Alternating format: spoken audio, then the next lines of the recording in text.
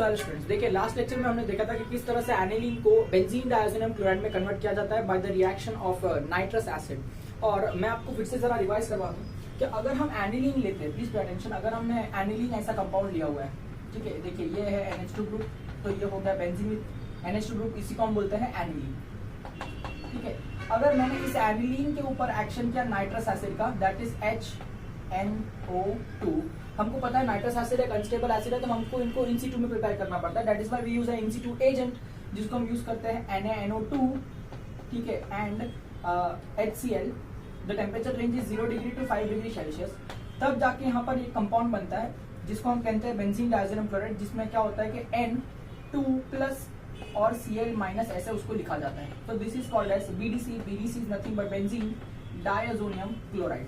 और मैं आपको जरा एक और बात बता दूं कि ये जो रिएक्शन है इसमें बेंजीन डायज़ोनियम क्लोराइड बन रहा है, इसलिए इस पर्टिकुलर रिएक्शन को ना डायज़ोटाइजेशन रिएक्शन भी कहा जाता है, बिकॉज डायज़ो फॉर्म हो रहा है ना, यहाँ पर डायज़ो फॉर्म हो रहा है। डायज़ो मतलब दो नाइट्रोजन और यम मतलब पॉजिटिव चार्ज, तो ये हो गया बेंजीन डायज़ोनियम क्लोराइड। तो इस प्रोसेस को जिसमें हम बेंजीन डायज़ोनियम क्लोराइड को फॉर्म कर रहे हैं from aniline by using HNO2 and which is in situ में प्रिपेयर किया गया है बाय NaNO2 एंड HCl, तो इस पूरे प्रोसेस को डायज़ोटाइजेशन रिएक्शन कहा जाता है, ठीक है। तो इस तरह से डायज़ोटाइजेशन रिएक्शन करके मैंने बेंजीन डायज़ोनियम क्लोराइड बना दिया। अब मैंने आपको बताया था कि हम बेंजीन डायज़ोनियम क्लोराइड को अलग अलग कंपाउंड्स में कन्वर्ट करेंगे, और हम लोग यहाँ से हेलोबेंजीन्स बना सकते हैं, फिनॉल्स बना सकते हैं, नाइट्रो बेंजीन बना सकते हैं, बेंजीन बना सकते हैं, एंड इनफैक्ट हम अलग अलग टाइप के डाइज भी बना सकते हैं। तो आज हम वही चीजें पढ़ने वाले हैं, तो ध्यान दीजिएगा। अब मैं आपको बेंजीन डायज़ोनियम क्लोराइड को हेलोबेंजीन में कन्वर्ट करके बताऊंगा। तो यहाँ पर अगर आप ध्यान से देखें तो ये रिएक्शन हमने ऑलरेडी हेलोजन डेरिवेटिव्स में कवर किए ही थे, बट यहाँ पर मैं आपको रिवीजन देना चाहता हूँ। देखो, एक बार आपके पास में बेंजीन डायज़ोनियम क्लोराइड बन गया bye maintaining the temperature range, आप क्या करें, इसके अंदर आप एक्शन कर सकते हैं। किसका एक्शन कर सकते हैं, ध्यान से देखिए। अगर मैं इसके ऊपर एक्शन करता हूं ऑफ, ध्यान से सुनिएगा, cuprous salt and corresponding acid, cuprous salt and corresponding acid. Salt मतलब हेलोजन कंटेनिंग सॉल्ट है, I hope that you can understand, और उसका कॉरस्पॉन्डिंग एसिड। तो ये जो रिएक्शन होने वाला है, मतलब इसमें हम क्या करने वाले हैं, ध्यान से देखिए। मैं यहाँ पर लिखता हूँ आपके लिए कि देखिए, अगर मैंने ये BDC के अंदर एक्शन किया Cu2Cl2, मतलब this is cuprous salt, this is cuprous, क्योंकि इसके अंदर अगर आप कॉपर का ऑक्सीडेशन स्टेट निकाले तो +1 आएगा, और this is cuprous chloride, chloride वाला सॉल्ट है, इट्स अ क्यूप्रस सॉल्ट। और इसके करस्पॉन्डिंग एसिड, मतलब इसका जो हेलोजन है उसी का एसिड यूज करना है। अगर यहाँ पर मैं क्लोरीन ले रहा हूँ हेलोजन, तो मेरा एसिड जो यूज करेंगे for a medium, that is going to be hydrochloric acid, like that. तो मैंने यहाँ पर Cu2Cl और HCl यूज किया है दोनों। जब ये मैं बेंजीन डायज़ोनियम क्लोराइड पर डालूंगा तो क्या होगा कि आपके पास में जो N2+ Cl- वाला ग्रुप है वो पूरा रिप्लेस हो जाएगा, वो निकल जाएगा, और वहां पर exactly because of cuprous chloride salt it will get converted into chlorobenzene. तो अब जो निकल गया है उसको जरा अंडरस्टैंड करते हैं कि ये जो N2 है वो क्या बनकर निकला होगा, वो नाइट्रोजन गैस बनकर के निकला होगा, ठीक है। और जो Cl है वो क्या बनकर के निकला होगा, वो HCl बनकर के निकला होगा, बिकॉज आपका जो मीडियम है वो प्रोटोनिक मीडियम है, यानी उसमें प्रोटॉन प्रेजेंट है। That proton will abstract this chlorine to form HCl। So this is how, just by action of cuprous salt and the corresponding acid, I am able to convert benzene diazonium chloride into chlorobenzene. Similarly, using this same funda, मैं क्या कर सकता हूँ, देखिए, मैं cuprous bromide CuBr है ना, इस तरह से CuBr एक cuprous salt है, cuprous bromide बोलते हैं। अगर आप इसमें चेक करें तो इसमें भी कॉपर का जो ऑक्सीडेशन स्टेट है वो +1 ही आएगा। तो अगर इसका करस्पॉन्डिंग एसिड मुझे लिखना है, यहाँ ब्रोमीन प्रेजेंट है, तो इसका करस्पॉन्डिंग एसिड कौन होगा, HBr होगा। Very nice. तो यहाँ पर क्यूप्रस सॉल्ट और उसका करस्पॉन्डिंग एसिड मैं यूज करूंगा। तो इसके ऊपर एक्शन करने के बाद क्या होगा, जो N2+ Cl- का जो ग्रुप है वो रिप्लेस हो जाएगा, और उसके जगह पे क्यूप्रस ब्रोमाइड की वजह से ब्रोमाइड ग्रुप आ रहा होगा। तो this is how I can prepare bromobenzene. Side product में क्या होगा, जो N2 है वो तो नाइट्रोजन गैस बन करके उड़ रहा होगा, ठीक है, और जो Cl है वो प्रोटोनिक मीडियम की वजह से HCl बन करके निकल रहा होगा। तो this is how I can prepare bromobenzene. तो इसके नीचे मैं इसका नाम लिख देता हूँ जरा, ये क्या है, क्लोरोबेंजीन, ठीक है। और इसके नीचे इसका नाम लिखता हूँ, this is nothing but bromobenzene, कुछ इस तरह से, ठीक है, तो उम्मीद करता हूँ ये पॉइंट जो है मैं आपको अच्छी तरह से समझा पा रहा हूँ। सिमिलरली एक और काम कर सकते हैं यहाँ पर, ध्यान से सुनिएगा। ये मैंने रिएक्शन करके देखा और दिस इज ऑब्जर्व, ये प्रोडक्ट मिलता है इसलिए मैं आपको बता रहा हूँ कि यहाँ पर आप क्यूप्रस साइनाइड यूज कर सकते हैं, CuCN, और इसका corresponding acid is nothing but HCl। ठीक है, तो यहाँ पर क्या होता है N2+Cl- का पूरा ग्रुप हट जाता है और उसकी जगह क्या आ जाएगा बोलो, यहाँ ब्रोमीन वाला सॉल्ट था तो ब्रोमीन आया, क्लोरीन वाला सॉल्ट था तो क्लोरीन आया, साइनाइड वाला सॉल्ट है तो साइनाइड आएगा, ये सब नो। और ऑफ कोर्स यहाँ पे जो साइड प्रोडक्ट होगा वो क्या होगा, N2 जो है वो निकल करके क्या बन जाएगा, N2 का गैस बन जाएगा, और Cl जो है वो प्रोटोनिक मीडियम की वजह से क्या बनकर निकल जाएगा, HCN बनकर निकल जाएगा। ठीक है, तो इस तरह से उम्मीद करता हूँ मैं आपको समझा पा रहा हूँ कि किस तरह से हमको, सॉरी, यहाँ पर जो Cl है वो इस प्रोटोनिक मीडियम की वजह से HCl बन करके निकल जाएगा। तो मैं आपको ये रिएक्शन अच्छी तरह से समझा पा रहा हूँ। अब ये जो फंडा है जहां पर हम क्या यूज कर रहे हैं, cuprous salt and the corresponding acid, इस पूरे रिएक्शन का मतलब रिएक्शन 1, रिएक्शन 2, रिएक्शन 3, ये तीनों रिएक्शन के अंदर ये रिएजेंट्स है, ये रिएजेंट है, ये भी रिएजेंट है, ये अपना रिएक्टेंट है जिसके ऊपर हम ये एक्शंस करने वाले हैं, और ये हम लोग को करस्पॉन्डिंग उसके प्रोडक्ट्स मिलते हैं। उम्मीद करता हूँ समझ जा पा रहा हूँ। तो ये जो पूरा रिएक्शन चलेगा एनिलीन से लेकर के यहाँ के प्रोडक्ट्स तक, इसी रिएक्शन को अपन क्या बोलते हैं, एक name reaction, it is nothing but Sandmeyer's reaction. ठीक है, आप देखिए मैंने किस तरह से इसको चार्ट को बनाया है, इसी तरह से आपने भी इसको बुक में बनाना चाहिए, तो आपको क्या है पढ़ने में थोड़ी आसानी होगी। जैसे जैसे मैं इस चार्ट को आगे लेके जाऊंगा आपको और आसानी होती जाएगी। देखिए अगर मैं यहाँ से बात करूँ आपको और नेक्स्ट रिएक्शन के बारे में, तो ये डायजोडेसिलीन उम्मीद करता हूँ आपने लिखा हुआ होगा या आपको याद होगा, तो मैं ये वाइप आउट कर देता हूँ, इसको ज्यादा रखने की जरूरत नहीं है यहाँ पर, चलिए इसको वाइप कर देता है। ठीक है, अब ध्यान दीजिए, again will start reaction from aniline, will diazotize it, will make it benzene diazonium chloride. अब नेक्स्ट मैं क्या कर सकता हूँ, देखिए मैं यहाँ पर एक टेक्निक यूज करता हूँ जहां पर मैं क्या यूज कर रहा हूँ, कॉपर मेटल, ठीक है, and hello acid. Hello acid मतलब क्या होता है आप तो जानते हैं, हेलोजन कंटेनिंग एसिड मतलब क्या, HCl, HBr, HI, ठीक है, इस तरह से।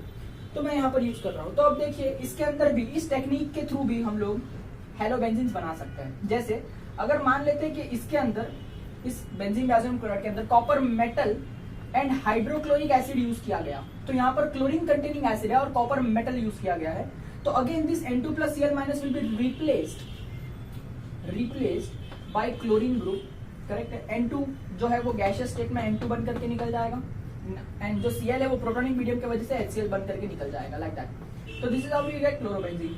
सिमिलर बेसिस पे अगर बेटा मैं यहाँ पर कॉपर का मेटल यूज करूं और करस्पॉन्डिंग एसिड में HBr यूज कर लेता हूं, तो क्या होगा बताओ, इसका एक्शन जब हम लोग BDC पर करेंगे तो नाइट्रोजन जो है वो तो नाइट्रोजन गैस बन करके निकल जाएगा, ये जो क्लोरीन है H के वजह से क्या बनकर निकल जाएगा, HCl, करेक्ट है। और ये जो ब्रोमीन है it will replace this N2+Cl- group to obtain bromobenzene, something like this. Yes और नो? सिमिलरली आप साइनाइड के लिए भी कर सकते हैं, but that is not a very important reaction, या उसका यील्ड इतना ज्यादा मिलता नहीं है, इसलिए हम लिखते नहीं है। तो देखिए ये भी एक टेक्निक है जिसमें हम कॉपर मेटल और करस्पॉन्डिंग हेलो एसिड की मदद से क्लोरोबेंजीन बना पा रहे हैं, चेक कीजिए, क्लोरोबेंजीन बना पा रहे हैं, और क्या बना पा रहे हैं, ब्रोमो बेंजीन भी बना पा रहे हैं। तो सर ये दोनों मेथड में फर्क क्या है? फर्क इतना है कि यहाँ पर आप क्या कर रहे हैं, क्यूप्रस सॉल्ट यूज कर रहे हैं, और यहाँ पर आप क्या कर रहे हैं, कॉपर का मेटल यूज कर रहे हैं, ठीक है। यहाँ भी करस्पॉन्डिंग एसिड एक हेलो एसिड है, यहाँ पे भी करस्पॉन्डिंग एसिड एक हेलो एसिड ही है। तो दोनों टेक्निक सही है। इस मेथड से भी आप क्लोरोबेंजीन बना सकते हैं, ब्रोमोबेंजीन बना सकते हैं, साइनोबेंजीन बना सकते हैं, और इस मेथड से भी आप क्लोरोबेंजीन ब्रोमोबेंजीन तो बना ही सकते हैं बहुत अच्छी तरह से। तो फर्क क्या है? फर्क यह है कि बस यहाँ पर क्यूप्रस सॉल्ट यूज किया जाता है और यहाँ कॉपर मेटल यूज किया जाता है। दोनों का रिएक्शन मैकेनिज्म अलग होता है, इसलिए ये जो प्रोडक्ट्स भले सेम ऑप्टेन हो रहे हैं, but the actual reaction is obviously different.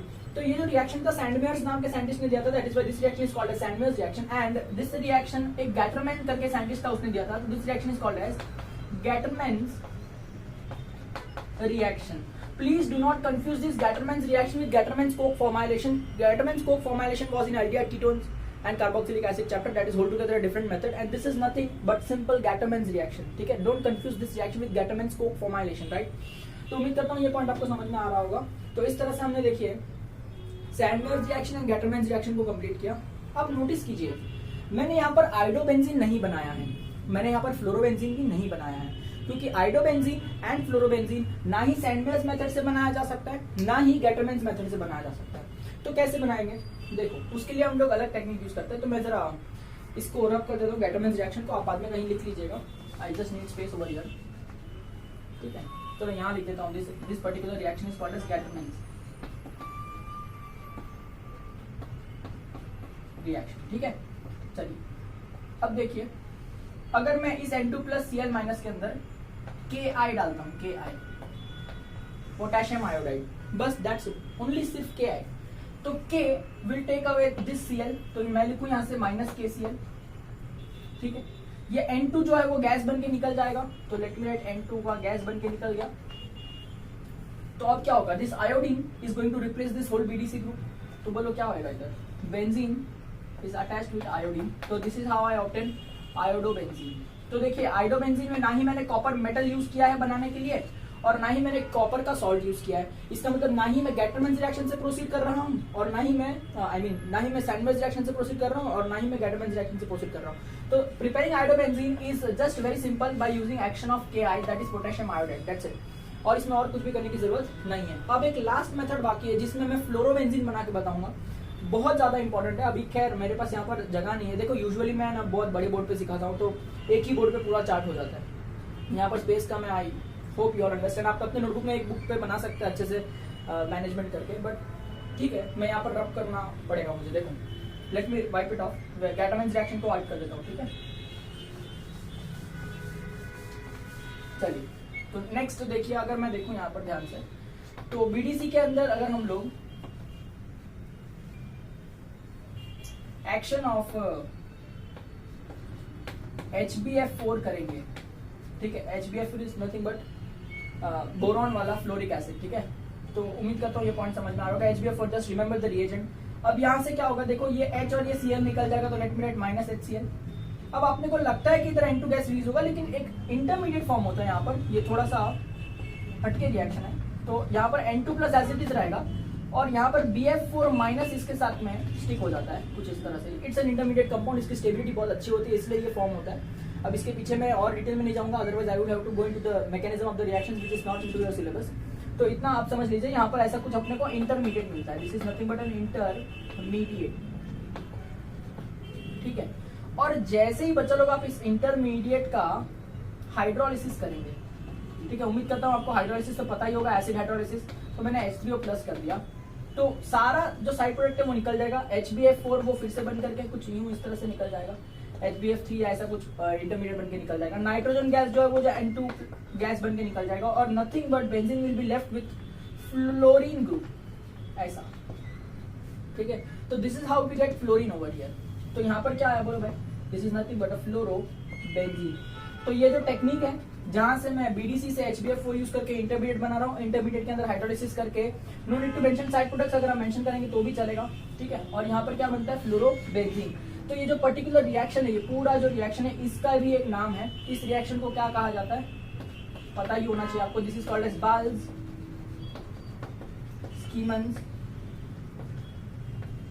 Reaction, ठीक है। This is nothing but Balz Schiemann's reaction. तो यहाँ पर मैंने आपको टोटल 4 रिएक्शन कराए। Sandwich reaction to prepare chlorine, chlorobenzene, bromobenzene and cyanobenzene. Gattermann's reaction to prepare chlorobenzene and bromobenzene. Formation of iodobenzene, but that was neither Gattermann's reaction nor Sandwich reaction. Correct? And the last method is known as Bals-Kiemann's reaction. This is the only method to prepare aromatic fluorine compounds. Otherwise, there is no other method readily available to us to prepare fluorobenzene, aromatic benzene compounds. ठीक है? तो ध्यान रखिए, aromatic fluoride अगर बनाने का है या फ्लोरोबेंजीन बनाने का है तो एनिलीन से शुरुआत करना पड़ेगा। पहले एनिलीन को BDC बनाओ, BDC का इंटरमीडिएट बनाओ, और इंटरमीडिएट से हाइड्रोलिसिस करके क्या बनाओ, फ्लोरोबेंजीन। उम्मीद करता हूँ ये चार्ट आपको समझ में आ रहा होगा। आप ये एक ही आप पेज पे लिखने की कोशिश कर लेना, ठीक है। देखिए अब सेकंड चार्ट पे आएंगे। इस चार्ट के अंदर हम लोग एनिलीन से ऑफकोर्स बेंजीन डायज़ोनियम क्लोराइड तक आएंगे। बेंजीन डायज़ोनियम क्लोराइड से हम बेंजीन बनाएंगे, नाइट्रोबेंजीन बनाएंगे और फिनॉल बनाएंगे, ठीक है। तो ऑफकोर्स यहाँ से यहाँ आने के लिए HNO2 यूज करना पड़ेगा। अगेन मैं लिख देता हूँ यहाँ पर NaNO2 प्लस HCl की वजह से ये बनता है, ठीक है। और 0 to 5 degree Celsius temperature maintain ही रहना चाहिए, आप चाहे कोई भी रिएक्शन करो, otherwise this compound will decompose, ठीक है। तो चलिए अभी इसके अंदर ध्यान से सुनेंगे। तो अगर मैं इसको चाहता हूँ कि मैं इसको कन्वर्ट कर दूं फिनॉल के अंदर, क्योंकि हमने ये ऑलरेडी सीखा है, converting aniline into phenol, phenol chapter में हमने ऑलरेडी सीख रखा है। तो यहाँ पर आपको कुछ नहीं करना होगा, you just have to do hydrolysis, या फिर आप वाटर डाल के अगर इसको कूल करेंगे, रिएक्शन को कूल करेंगे यानी अराउंड 10 डिग्री सेल्सियस तक टेम्परेचर ड्रॉप कर देंगे, तो क्या हो जाएगा यहाँ पर, you will simply arrive with benzene ring and having OH group over here, जहाँ पे N2+Cl- है उसके जगह क्या आ जाएगा बेटा, OH आएगा। तो ये कैसे आया, देखो वाटर का स्ट्रक्चर कुछ ऐसा है कि नहीं, H and OH, correct. This OH replaces N2+Cl-, तो N2 जो है वो तो गैस बन के निकल जाएगा, नाइट्रोजन गैस, करेक्ट है। और ये जो H है वो Cl के साथ जाएगा, तो साइड प्रोडक्ट में क्या बनेगा, HCl ही तो बनेगा। तो this is how we obtain phenol and this is already been done in phenol chapter, तो इसमें ज्यादा स्ट्रेस लेने की जरूरत तो नहीं होगी, ठीक है। अब देखिए यहाँ से अगर मैं बेंजीन बनाने की कोशिश करता हूँ तो मुझे यहाँ पर करना पड़ेगा माइल्ड रिडक्शन, क्या करना पड़ेगा, माइल्ड रिडक्शन, ठीक है। अभी माइल्ड रिडक्शन करने के लिए मैं कोई माइल्ड रिड्यूसिंग एजेंट यूज करूंगा। यहाँ पर मैं माइल्ड रिड्यूसिंग एजेंट के फॉर्मेट में क्या यूज कर रहा हूँ, मैं यहाँ पर मान लेते हैं मैंने इथाइल अल्कोहल कंपाउंड यूज किया, ethyl alcohol acts as a mild reducing agent. तो क्या होगा, ये इथाइल अल्कोहल इसके साथ कैसे रिएक्ट करेगा, बहुत आसान है, देखिए ये इसका रिडक्शन कर देगा।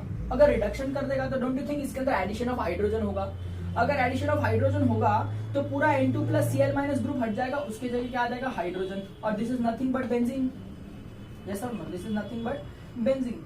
तो यहाँ से निकलेगा क्या, N2 जो है वो तो N2 का गैस बन के निकल जाएगा, करेक्ट है, H और Cl साथ में HCl बन के निकल जाएगा। और मान लीजिए अगर ये कोई रिड्यूसिंग एजेंट है, तो रिड्यूसिंग एजेंट जो है इसका रिडक्शन कर रहा है, तो साथ में इसका खुद का ऑक्सीडेशन भी तो हो रहा होगा। तो जब इसका ऑक्सीडेशन होगा तो यहाँ पर ये क्या बन जाएगा, 1 डिग्री अल्डिहाइड है ना, तो ऑक्सीडेशन होने पे क्या हो जाता है, अल्डिहाइड बन जाता है।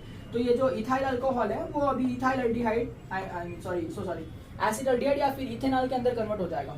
तो अगर आप ध्यान से देखें तो इसके अंदर और इसके अंदर देखिए कितने हाइड्रोजन का लॉस हुआ है, ठीक है, आप चेक करके देख सकते हैं, and then you can understand the reaction is already being balanced, ठीक है। तो अगर आपको इसमें कोई डाउट आता है तो आप मुझसे बिंदास पूछेगा, but I know to make you understand I can simply say that this is reducing agent, correct, reducing agent does reduction of this compound. तो इसके ऊपर एडिशन ऑफ हाइड्रोजन हो रहा है, सही बात है, ठीक है, N2 गैस बन के निकल जाएगा, यहाँ से मिलने वाले हाइड्रोजन की वजह से यहाँ पर HCl बन रहा है। और रिड्यूसिंग एजेंट अगर सामने वाले का रिडक्शन करता है तो अपने आप को ऑक्सीडेशन भी तो करता है, that is why ethyl alcohol gets converted into acetaldehyde, ठीक है। तो उम्मीद करता हूँ ये पॉइंट आपको समझा पा रहा हूँ कि किस तरह से माइल्ड रिडक्शन करने पे benzene diazonium chloride converts itself into nothing but benzene, ठीक है। तो उसी तरह से अगर मैं एक और रिएजेंट भी यहाँ पर यूज कर सकता हूँ, ऐसा कोई बड़ी बात नहीं है। जैसे समझ लो अगर मैंने फिर से माइल्ड रिडक्शन ही करना है तो instead of using ethyl alcohol I can use another reagent. तो मैं यहाँ लिख देता हूँ, देखो I can even use again this is a mild reduction method, this one is mild reduction method, this one is also mild reduction method, ठीक है। I can use H2PO2, ठीक है, एक टाइप का फॉस्फर का एसिड है, तो H2PO2 use कर लिया इन एसिडिक में या फिर हाइड्रोलिसिस मीडियम भी हम कह सकते हैं। अब क्या होगा, it acts as a weak reducing agent, तो रिड्यूसिंग एजेंट इसका रिडक्शन करेगा तो इसमें एडिशन ऑफ हाइड्रोजन होगा, तो again you will land up with nothing but benzene ring, कुछ इस तरह से जिसके ऊपर हाइड्रोजन आएगा। N2 है वो तो N2 का गैस बन के निकल जाएगा, ठीक है, यहाँ से H मिलेगा तो इसलिए वहां पर HCl भी बन रहा होगा साथ में। और डोंट यू थिंक एक रिड्यूसिंग एजेंट है जो इसका रिडक्शन कर रहा है तो अपने आप को ऑक्सीडेशन करेगा, तो H2PO2 gets converted into H3PO3, ठीक है। तो यहाँ पर अगर आप फॉस्फर का ऑक्सीडेशन स्टेट चेक करेंगे तो आपको पता चलेगा कि फॉस्फर का ऑक्सीडेशन स्टेट बढ़ चुका है, मतलब उसका ऑक्सीडेशन हो रहा है, एंड सिमिलरली इसका क्या हो रहा है, रिडक्शन हो रहा है। तो इस तरह से we can obtain benzene ring by using two different mild reducing agents. One can be used as ethyl alcohol and another one is used as H2PO2, do remember it, ठीक है। हाँ, बस ये H2PO2 के साथ में जो मीडियम यूज होता है वो वाटर मीडियम यूज होता है, ये आपको याद रखना होगा, ठीक है। आप नहीं भी लिखेंगे तो इट इज अंडरस्टूड कि वो ऑफ कोर्स वाटर मीडियम में ही होता है, कोई भी एसिड रखेंगे तो, ठीक है, मोस्ट ऑफ द टाइम। तो इस तरह से मैंने माइल्ड रिडक्शन किया। अब मैं आपको थोड़ा सा पीछे लेके जाना चाहता हूँ प्रीवियस चार्ट के अंदर, ये रब कर देता हूँ, उम्मीद करता हूँ आपने लिखा ही होगा, ठीक है। देखिए पिछले चार्ट में मैंने क्या किया था कि during the Balz Schiemann's reaction what did I do, कि मैंने बेंजीन डायज़ोनियम क्लोराइड के अंदर ना HbF4 ऐड किया था, ठीक है। तो यहाँ से क्या होता है, ये H और ये Cl निकल के -HCl लिख देता हूँ, और यहाँ पर ना एक इंटरमीडिएट कंपाउंड बना था, तो मैं ऐसा कुछ लिखता हूँ N2+BF4-, ठीक है। फिर हमने इसका क्या किया था, हाइड्रोलिसिस किया था, ठीक है। बहुत लोग सिर्फ हीटिंग लिखते हैं, बहुत लोग हाइड्रोलिसिस एंड हीटिंग लिखते हैं, that doesn't matter, medium change करेंगे तो साइड प्रोडक्ट थोड़ा सा चेंज होगा, इसमें कोई फर्क नहीं है, इसको ज़्यादा हीट कर देंगे। तो अब क्या होएगा कि सब कचरा हट जाएगा, यहाँ से N2 गैस बनके उड़ जाएगा, ये BF3 या HbF4 बनके निकल जाएगा, ठीक है। यहाँ पर आपको मिल जाएगा फ्लोरोबेंजीन, तो this is what, how did you obtain fluorobenzene, ठीक है। अगर मैं इस स्टेप से हाइड्रोलिसिस ना करके अगर मैं ऐसा कुछ करता कि N2 प्लस BF4 बन गया, इसके अंदर मैं कॉपर मेटल डालता हूँ, और कॉपर मेटल डालता हूँ मतलब कॉपर पाउडर डालता हूँ, ऐसा मेटल का रॉड थोड़ी डाल देंगे, कॉपर की पाउडर फॉर्म में कॉपर को डालते हैं, ठीक है। और एक्वियस NaNO2 डालता हूँ, एक्वियस NaNO2, तो क्या हो जाएगा कि ये पूरा ग्रुप रिप्लेस हो जाएगा और उसके जगह पे नाइट्रो ग्रुप आ जाएगा। क्या ग्रुप आ जाएगा बोलो भाई? NO2 नाइट्रो ग्रुप आ जाएगा। तो इस तरह से देखो, सिर्फ कॉपर और एक्वियस NaNO2 यूज करने से नाइट्रोबेंजीन बनता है, और इसके अंदर अगर सिर्फ हाइड्रोलिसिस किया तो फ्लोरोबेंजीन बनता है। तो ध्यान रखना, ये जो पाथ मैंने फॉलो किया है ना, इस पाथ का नाम था बाल्स-कीमन्स रिएक्शन, ठीक है। उम्मीद करता हूँ आप लिख लेंगे इतना नाम, बाल्स-कीमन्स रिएक्शन। इसका कोई खास नाम नहीं है, बट यू मस्ट रिमेंबर कि कॉपर और एक्वियस NaNO2 यूज किया तो नाइट्रोबेंजीन बनेगा। ऑफ कोर्स साइड प्रोडक्ट बनेंगे, बना सकते हैं। N2 जो है वो नाइट्रोजन गैस बन के निकल जाएगा, BF4 माइनस जो है वो BF3 बन के निकल जाएगा, एक्सेट्रा एक्सेट्रा, बहुत सारी चीजें और भी लिख सकते हैं, कॉपर मेटल मिलेगा एक्सेट्रा, ठीक है। तो उम्मीद करता हूँ ये जो थर्ड चार्ट है जिसमें हम लोग ने फिनॉल बनाया, नाइट्रोबेंजीन बनाया और बेंजीन बनाया, ठीक है। तो ये आपको समझ में आ रहा होगा। अब एक और चार्ट में मैं आपको बताऊंगा जहां पर हम BDC के मदद से अलग अलग तरह की एरोमेटिक डाइज बना सकते हैं। डाइज क्या होती है? जो कलर हम लगाते हैं कपड़ों को, उनको कलरिंग डाइज बोलते हैं। मैं हेयर कलरिंग डाई की बात नहीं कर रहा हूँ, मैं जो डाई कपड़ों पर लगाते हैं उसकी बात कर रहा हूँ। तो डाइज बनाने की हम कोशिश करते हैं, थोड़े अलग अलग कलर्स की डाई, थोड़ा इंटरेस्टिंग टॉपिक आएगा अभी, ठीक है। तो उम्मीद करता हूँ ये पॉइंट आपको समझ में आ रहा होगा। Please right it in your notes.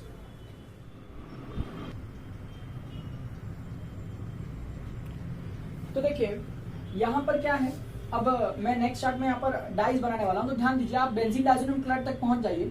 इसके बाद में आपने क्या करना है, इसके अंदर आपने एक्शन करना है फिनॉल का। तो फिनॉल एक कंपाउंड है, कुछ इस तरह से दिखाई देगा, आपको पता ही होगा, फिनॉल चैप्टर में हमने पढ़ाई है। तो फिनॉल का स्ट्रक्चर कुछ ऐसा होता है, benzene ring with attached to OH group. तो जब आप फिनॉल का एक्शन करेंगे इसके ऊपर, let me write this is phenol, phenol, ठीक है। ऑफ कोर्स कंडीशंस यही रही होंगी, 0 to 5 डिग्री सेल्सियस आपको मेंटेन करते हुए चलना है, ठीक है। अब क्या होता है यहाँ पर, थोड़ा सा अजीब रिएक्शन है। देखो फिनॉल के अगर मैं फंक्शनल रूप से देखूं तो उसके पैरा पोजीशन पर जो हाइड्रोजन एटम है, वो हाइड्रोजन एटम और यहाँ से बेंजीन डाइज़ोनियम क्लोराइड का क्लोरीन निकल जाता है। तो यहाँ पर कुछ आपको -HCl लिखना पड़ेगा क्योंकि वहां से वो निकल चुका है। बॉन्ड जो बनेगा वो कुछ इस तरह से बनेगा, जिसको मैं लिखता हूँ, देखिए कुछ इस तरह से। बेंजीन रिंग है, यहाँ पर इसके OH ग्रुप है, ठीक है, करेक्ट। अब इसको अगर मैं यहाँ से कनेक्ट करूं तो नाइट्रोजन से कनेक्शन होगा, यानी N2 से कनेक्शन होगा। N2 के बाद में ये बेंजीन रिंग तो एज इट इज रही होगी।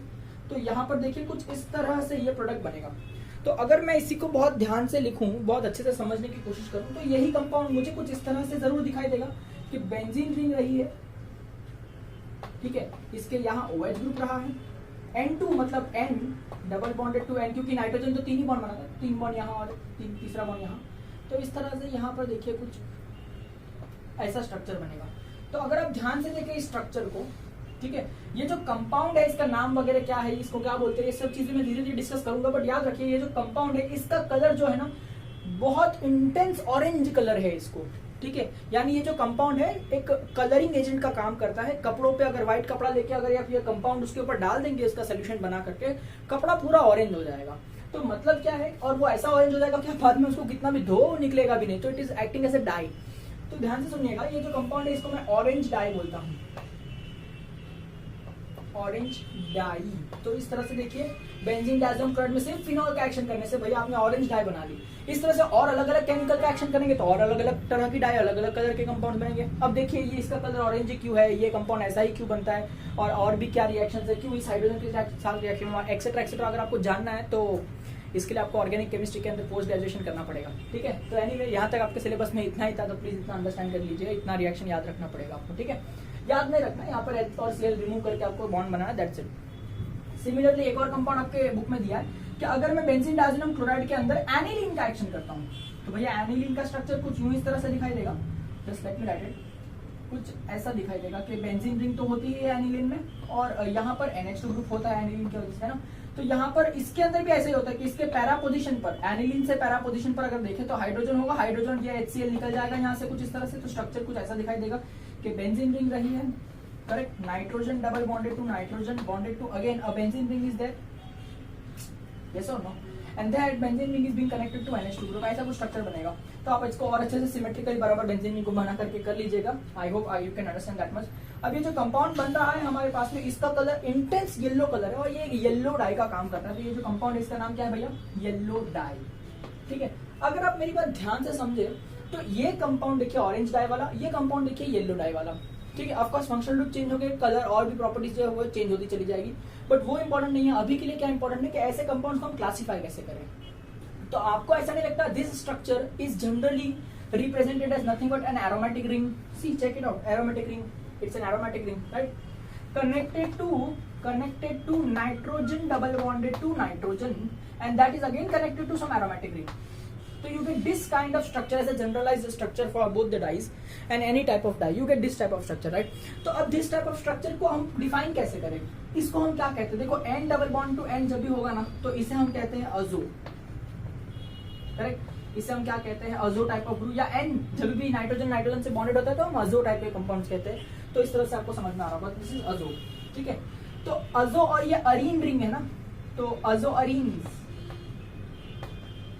ऐसा मैं कह सकता हूं उसको, अजो अरीन्स ऐसा मैं कह सकता हूं, ठीक है।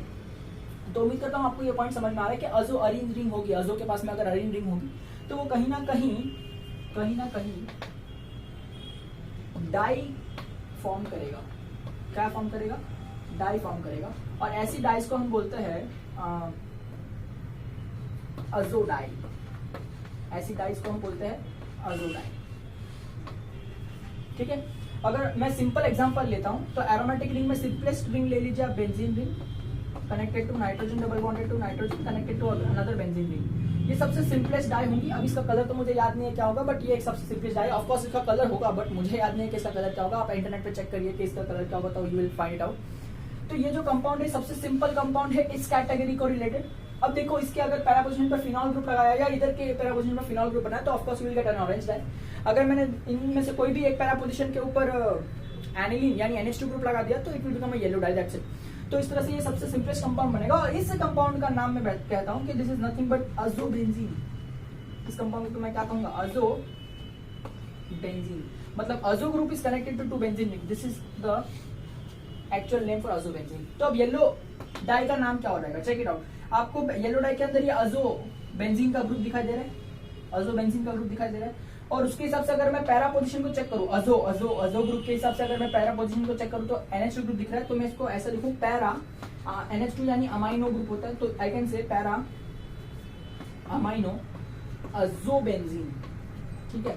तो ये जो येलो डाई है इसका एग्जैक्ट नाम क्या है? Para amino azobenzene. और सिमिलरली इसका नाम मैं लिखूं तो देखो अजो ग्रुप से पैरा पोजीशन पर हाइड्रोक्सी ग्रुप है, तो let me write this is para hydroxy azobenzene. और बच्चे मुझे कभी कभी कंप्लेंट करते हैं कि सर हमको ना याद नहीं रहता है कि इसका कलर येलो है कि इसका कलर येलो है, कि हमको याद नहीं रहता है। तो देखो मैं ना ऐसे याद रखता हूँ कि देखो कुछ ना कुछ ट्रिक याद रखनी पड़ेगी ना अपने को, जब तक आपको ये फंडा बैठता नहीं दिमाग में। You have to understand some trick by which you can understand a compound. तो मैं ऐसे याद रखता हूँ, देखो ऑरेंज में O है कि नहीं, और फिनॉल में भी O है, तो फिनॉल में O ग्रुप है ना, O, इसलिए ये ऑरेंज है। मैं ऐसे याद रखता हूँ, ठीक है। तो ऑटोमेटिकली NH2 ग्रुप वाला येलो है वो मुझे याद रह जाएगा। This is how I used to remember when I was in 11th 12th standard. But anyway, you can understand this topic, and I hope this is clear to you all. And this is how we convert aniline into orange dye, aniline into yellow dye, okay, by the action of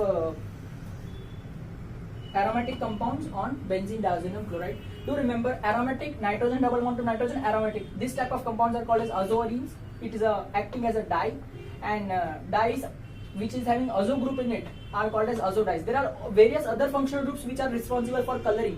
That is why खाली अजो die ही एक die है दुनिया में, ऐसा मैं नहीं कर रहा हूं। देयर आर करोड़ों टाइप्स ऑफ डाइज, ठीक है, but azo dye is a dye in which there is nitrogen bonded to nitrogen, ठीक है। उम्मीद करता हूं ये पॉइंट समझ में आ रहा है। इसके अंदर भी और भी क्लासिफिकेशंस है, mono azo dye, di azo dye, tri azo dye, etcetera etcetera, but I will not go into the further classification. अधिक जानकारी के लिए ऑर्गेनिक केमिस्ट्री में पीजी करनी पड़ेगी, ठीक है।